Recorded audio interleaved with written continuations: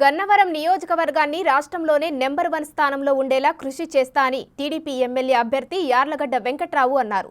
రాష్ట్రం అభివృద్ధి చెందాలంటే చంద్రబాబు ముఖ్యమంత్రిగా ఉండాలన్నారు. గన్నవరం నియోజకవర్గంలో ఎంపీ అభ్యర్థి వల్లభనేని బాలశౌరితో కలిసి యార్లగడ్డ ఎన్నికల ప్రచారం నిర్వహించారు. గ్లాస్ గుర్తుపై ఓటు వేసి ఎంపీగా అభ్యర్థిగా తనను, సైకిల్ గుర్తుపై ఓటు వేసి ఎమ్మెల్యేగా యార్లగడ్డ వెంకట్రావును గెలిపించాలని బాలశౌరి ఓటర్లను అభ్యర్థించారు. ప్రజల ఆదరణ చూస్తుంటే కూటమి ప్రభుత్వం ఏర్పడడం ఖాయమని ఇరువురు ధీమా వ్యక్తం చేశారు.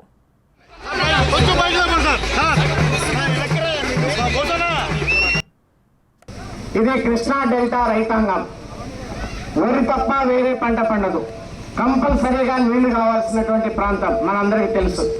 కానీ కృష్ణా నది పొరపాటున ఏ సంవత్సరం అన్నా ఎండిపోతే మనకి ప్రత్యామ్నాయంగా నీళ్లు రావాల్సినటువంటిది పోలవరం ప్రాజెక్టు నుంచి కృష్ణా డెల్టాకి నీళ్లు రావాలి.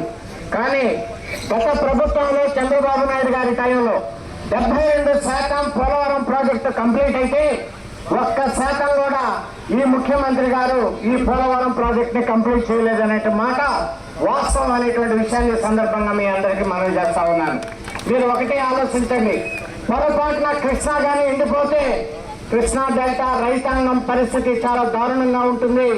మీరు ఓటేసే ముందు పోలవరం ప్రాజెక్టు కంప్లీట్ కావాలి, అదే రకంగా ఈ ప్రాంతానికి సాగునీరు 2 పంటలకి కావాలి అంటే మీరు కూటమికి ఓటేయమని చెప్పేసి మొట్టమొదటిగా మిమ్మల్ని అందరినీ కూడా నేను ప్రార్థిస్తా ఉన్నాను.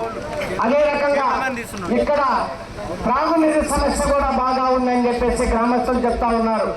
మరి మనం అధికారంలోకి వచ్చిన తర్వాత తప్పకుండా కేంద్ర ప్రభుత్వం జలజీవన మిషన్ ద్వారా నిధులు తీసుకొచ్చి దానికి ఇక్కడ ఉన్నటువంటి వాటాను కూడా స్టేట్ గవర్నమెంట్ వాటాను కూడా ఇచ్చి ప్రతి గ్రామానికి కూడా మంచి ఇచ్చేటటువంటి కార్యక్రమాన్ని చేపడతామనేటువంటి విషయాన్ని 2 విషయాన్ని కూడా సందర్భంగా మనం చేస్తా ఉన్నాను. మొన్న నేను వెంకట్రావు గారు చెప్పారు,